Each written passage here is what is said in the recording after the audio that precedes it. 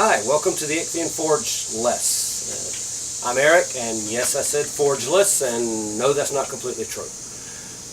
I've been having some issues with forges lately, and I'll explain what's going on with that. My old forge that I've had for so long has been an excellent forge, but it's actually falling behind in some ways. In one area that we're having a problem is finding coal. Coal suppliers seem to be drying up, and it's getting harder and harder to find good smithing coal. I did find a supplier that has coal, however, it's more of a heating coal. He advertises it as smithing coal, but it just clinkers way too bad. Besides that, it comes in big chunks and you have to break it up, and every hammer stroke I make against this coal I could be making against steel, turning it into a knife. And besides that, like I said, it clinkers very badly, so every few minutes you're cleaning clinkers out of your forge instead of forging, and it's very highly aggravating, to be honest. So there's that issue.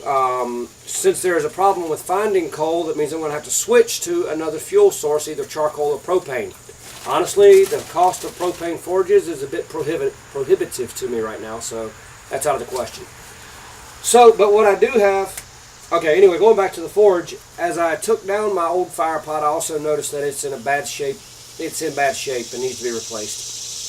I kind of hate that, but it's time. It's an excellent forge for general blacksmithing or for small blades, but it's no good for heat treating these bigger blades that I'm doing these days. So that's another issue that I'm having to contend with. So what I got to do, I got to build a new forge. The forge is going to be put on the stand for my old one. I've welded it together, and to be honest with you, I'm not overly confident in my welder or my welding abilities. It's a cheap welder, and I guess I'm a cheap welder too. I don't know as far as mechanical welding goes on things that are not saw blades.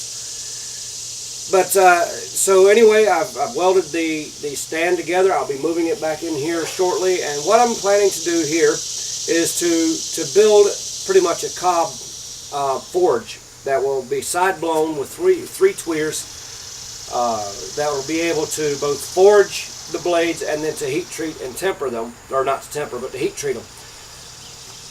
Now one of the tweers will be dedicated on, always. The one closest to the smith will be on, whereas the other two will have shut-off valves so that I open them as I need them to heat treat the size, whatever size blade I'm doing, up to a couple of feet long. This will not be my last forge. I will be building another one, and I'll learn from this forge as well. So there's a lot to learn there. We'll see how it works out. One issue about forges, about smithing and smelting, and yes, I'm going to be building a stack later this year and doing some smelting, or at least trying my hand at smelting. We'll put it that way. I might make a big mess. But it's a very, in your different cultures, it is a very religious and spiritual event. Here in this forge, as if you've seen my introduction video, I don't claim this as my forge. You'll hear me say my forge, but it's not my forge. I am a Christian. I am a believer in Jesus Christ, and as such, this is his forge. If it were on paper, yes, the business would say that it's mine. The authorities would say that it's mine. But this is not my forge. I have already prayed over the smithy area here. I have already prayed over this new work, and there will be rituals that I will do to hopefully to bring honor to my God in this, and that he will be in control of what I do here. How much of that I video, I don't know. But it will be done. Just rest assured knowing that it will be done. But if you look at the Japanese smelters and smiths, it is still to this day a very spiritual event for them.